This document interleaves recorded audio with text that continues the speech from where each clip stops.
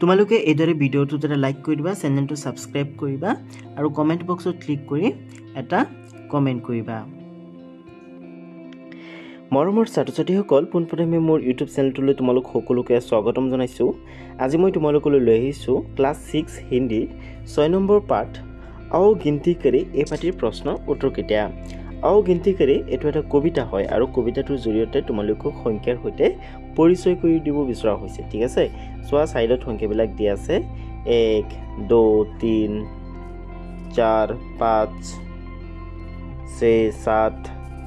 8 9 10। তো বলা আগতে কবিতাটো পঢ়ো, তাৰ পিছত প্ৰশ্নটো কেইটা মই তোমালোকক দেখাই দিম আৰু বুজাই দিম। ঠিক আছে, आओ गिनती करे তাৰ মানে আহা গণনা কৰো। 1 2 3 रखनो मलिन, 2 3 4 सबसे रखो प्यार, 3 4 5 बोलो सदा सच, 4 5 100 सबसे मिलकर रह, 507 मीठी करो बात, 6 7 8 रखो याद पाठ, 7 8 9 दूध देती गो, 8 9 10 गिनती करो बस। बोला कविताটো আকৌ এবাৰ পঢ়ো। 1 2 3 रखनो मुलिन, 2 3 4 सबसे रखो प्यार, 3 4 5 बोलो सदा सच, 4 5 100 सबसे मिलकर रह, 5 6 7 मीठी करो बात, 6 7 8 रखो याद पाठ, 7 8 9 दूध देती गो, 8 9 10 गिनती करो बस। ঠিক আছে, তো এইটো তোমালোকে ধুনীয়াকৈ কবিতাটো পঢ়িবা। अभ्यास माला 1 নম্বৰ তোমালোকক দিছে आओ कविता का ससर वाचन करे। তাৰ মানে ইয়াত তোমালোকক কৈছে আহা কবিতাটো উচ্চ স্বৰে পঢ়ো। তোমালোকক কবিতাটো উচ্চ স্বৰে পঢ়িবলৈ দিছে, অৰ্থাৎ অলপ লাউডলি পঢ়িবলৈ দিছে। ঠিক আছে, মইতো এবাৰ পঢ়ি দিলোৱেই, তোমালোকে আৰু 2-3 বাৰ পঢ়িবা, পঢ়ি একেবাৰে মুখস্থ কৰি পেলাবা। ঠিক আছে, এতিয়া চোৱা 2 নম্বৰত ক'ত আছে आओ इन्हें जान ले। ইয়াত তোমালোকক 1ৰ পৰা আৰম্ভ কৰি 10 লৈকে হিন্দীত সংখ্যাবিলাক দিয়া আছে আৰু আখৰেৰে সংখ্যাবিলাকৰ নাম তলত লিখি দিছে, যাতে কোনটো সংখ্যা হয় তোমালোকে যাতে ধৰিব পাৰা। এটো কি হয়, এটো 1 হয়। ঠিক আছে, মই হিন্দীত আগতে পঢ়ি আছো, তাৰ পিছত মই অসমীয়াত পঢ়ি দিম। 1 2 3 4 5 6 7 8 9 10। ঠিক আছে, অসমীয়াত কেনেকৈ পঢ়িব লাগে তোমালোকে জানাই ন। 1 2 3 4 5 6 7 8 9 10 হয়নে। হিন্দীত হ'লে কেনেকৈ 1 2 3 4 5 6 7 8 9 10। ঠিক আছে, তো এইদৰে তোমালোকে পঢ়িবা। তাৰপিছত চোৱা 2 নম্বৰৰ খত আছে आओ इन्हें रेखा खींचकर मिलाए। এইবিলাক তোমালোকক আস্তানি মিলাবলৈ দিছে, একেবাৰে সহজ, একেবাৰে সহজ। ঠিক আছে, তো চোৱা এইটো কোনটো সংখ্যা হয়, এইটো 1 হয় হয়নে। গতিকে 1টো এইটোৰ সৈতে মিলিব, 1ৰ সৈতে মিলিব হয়নে। তোমালোকে ইয়াত নিশ্চয় পঢ়িব পাৰিছা যে 1 নে 1 হয়, গতিকে এইটো 1ৰ সৈতে মিলিব। আৰু ইয়াত চোৱা ইয়াত এটা চৰাই দিয়া আছে হয়নে, গতিকে এইটোৱে 1টোৱে এটা বুজাইছে। নেক্সট আছে এইটোৱে কিমান বুজাইছে, এইটোৱে 3 বুজাইছে হয়নে। আৰু তোমালোকে এনেকৈ ধুনীয়াকৈ আস্তানি 3ৰ সৈতে মিলাই দিবা। ইয়াত চোৱা 3 লিখা আছে, অৰ্থাৎ 3 লিখা আছে। ঠিক আছে, তাৰপিছত আছে 7টো কোনটোৰ সৈতে মিলিব, এইটোৰ সৈতে মিলিব হয়নে। এইটো মানে মিলাই থৈছে। ঠিক আছে, তথাপি মই তোমালোকক এবাৰ আস্তানি দেখাই দিছোঁ, কাৰণ ইয়াত মানে আঁচটো সিমান ভিজিবল হোৱা নাই। ঠিক আছে, এইটোৰ সৈতে মিলিব 7ৰ সৈতে। নেক্সট আছে 2। ঠিক আছে, অৰ্থাৎ 2টো এইটোৰ সৈতে মিলিব। ঠিক আছে, নেক্সট আছে 5টো কোনটোৰ সৈতে মিলিব, এইটোৰ সৈতে মিলিব। ঠিক আছে, নেক্সট আছে এইটো 9 হয়নে, এইটো মই মিলোৱা নাই, তোমালোকে এইটোৰ সৈতে মিলাই দিবা, 9টোৰ সৈতে মিলাই দিবা। ঠিক আছে, নেক্সট আছে 4, এই 4টো এইটোৰ সৈতে মিলিব, অৰ্থাৎ 4ৰ সৈতে মিলিব। নেক্সট আছে 6 হয়নে, অৰ্থাৎ 6টো এইটোৰ সৈতে মিলিব 6। ঠিক আছে, নেক্সট আছে 10, এইটো মিলিব এইটোৰ সৈতে, 10ৰ সৈতে। ঠিক আছে, নেক্সট আছে 8টো এইটোৰ সৈতে মিলিব। ইয়াত চোৱা 8 লিখা আছে মানে গতিকে এইটো এইকেইটা তোমালোকে ধুনীয়াকৈ মিলাই ল'বা ঠিক আছে এতিয়া বলা নেক্সট কি আছে চাও नेक्स्ट ইয়াত তোমালোকক কৈছে यहाँ कितने मार्बल है आओ गिनकर लिखे ইয়াত কেইটা মাৰ্বল আছে তোমালোকক গণি এই বাকচ বিলাকত লিখিবলৈ দিছে এবিলাক একেবাৰে সহজ হয় মই তোমালোকৰ কাৰণে লিখি থৈছো চোৱা 1 2 3 4 5 6 7 8 9 ইয়াত 9টা মাৰ্বল আছে হয়নে গতিকে কি লিখিব লাগিব এত লিখিব লাগিব 9 ঠিক আছে নেক্সট চোৱা নেক্সট আছে খ 1 2 3 4 5 ইয়াত 5টা মাৰ্বল আছে হয়নে গতিকে তোমালোকে লিখিবা 5 ঠিক আছে আৰু তোমালোকে এইদৰে আখৰেৰে নিলিখি যদি সংখ্যাৰে লিখিব বিচৰা বা সংখ্যাৰে লিখা তথাপিও হৈ যাব ঠিক আছে তোমালোকে এইদৰে 5 বুলিও লিখিব পাৰিবা নেক্সট আছে গত আছে 6টা মাৰ্বল 1 2 3 4 5 6 ঠিক আছে গত 6টা মাৰ্বল আছে গতিকে ইয়াত তোমালোকে 6 বুলি লিখি দিবা ঠিক আছে আৰু যদি হেৰি অসমীয়াত সৰি যদি সংখ্যাৰে লিখিব বিচৰা তেনেহলে এইদৰে লিখি দিবা ओके नेक्स्ट আছে গত এটা দুটা তিনটা চাৰিটা মাৰ্বল আছে হয়নে গতিকে ইয়াত তোমালোকে 4 বুলি লিখিবা নেক্সট অংগ তিনটা মাৰ্বল আছে গতিকে 3 বুলি লিখিবা নেক্সট আছে প্ৰথমছ দুটা মাৰ্বল আছে গতিকে তোমালোকে 2 বুলি লিখিবা ঠিক আছে তো বলা নেক্সট কি আছে চাও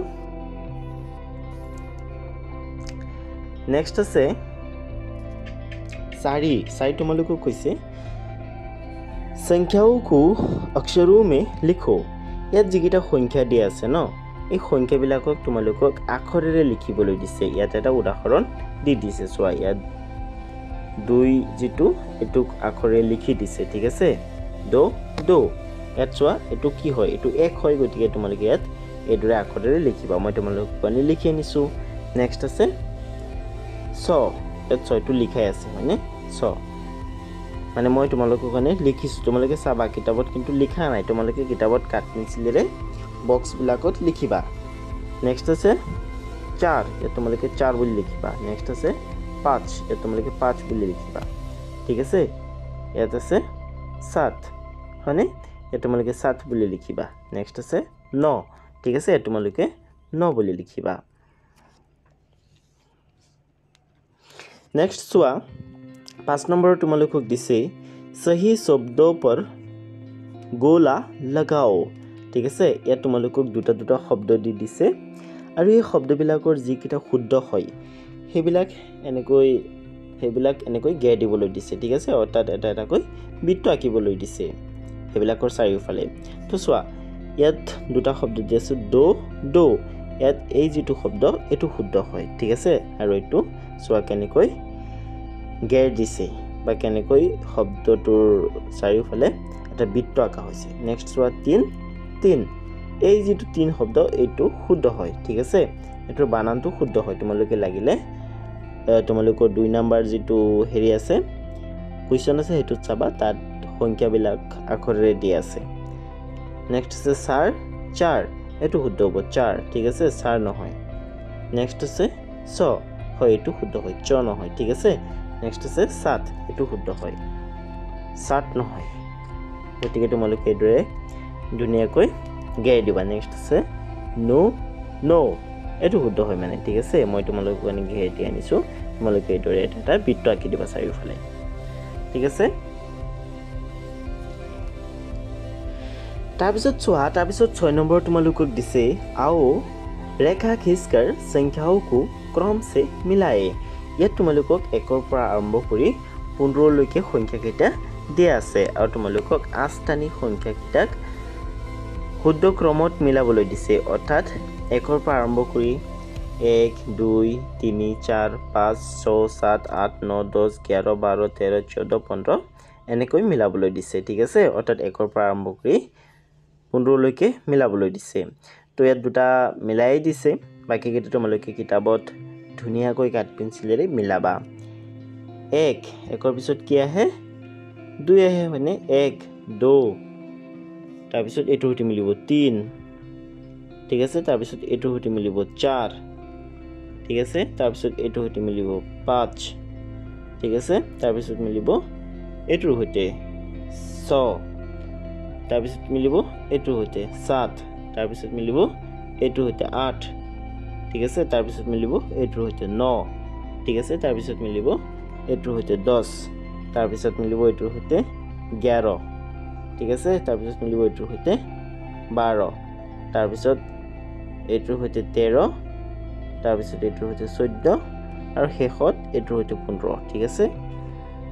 অৰ্থাৎ মই তোমালোকৰ কাৰণে হেৰি কৰি আছো আকৌ এবাৰ মিলাই আছো চাবা ধুনীয়াকৈ ঠিক আছে প্ৰথমে এটোৰ পৰা আৰম্ভ কৰো 1 2 3 4 5 6 7 8 9 10 11 12 13 14 15 ঠিক আছে এইটো ধুনীয়াকৈ তোমালোকে এইটা মিলাবা কিন্তু ঠিক আছে